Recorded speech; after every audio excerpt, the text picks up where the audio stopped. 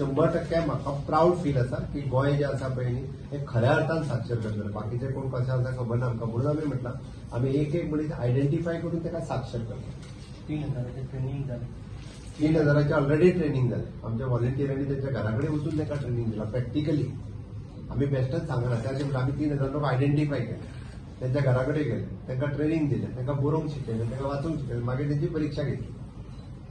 Okay, हय, जाका वाचूंक आनी बरोवंक येना, मराठी किंवा कोंकणी, जाका दिसता आपल्याक मराठींतल्यान शिकोवपाचें ताका मराठींतल्यान, जाका दिसता आपल्याक कोंकणींतल्यान शिकोवपाचें ताका कोंकणींतल्यान शिकयलें. आमकां सांगे, केपें आनी काणकोण हांगासर आयडेंटिफाय जावंक ना. आनी थंयसर आमकां ते ट्रेनर जे मेळपाक जाय आसले आमचे SCRT कडेन, ते ट्रेनरूय मेळना. म्हणून कोण जे आमचे भुरगे जे सुशिक्षीत भुरगे घरा कडेन आहा पळय न्हू, तेंच्यांनी SCRTक एप्रोच करचे. आमी ट्रेनर म्हणून तांकां अपॉयंट करता, तांकां ऑनररियमूय दिता आमी दिता. म्हणून जे कोण असे भुरगे आसा सांगे, केपें, काणकोण, त्या भुरग्यांनी बी आमच्या SCRT कडेन संपर्क करचो.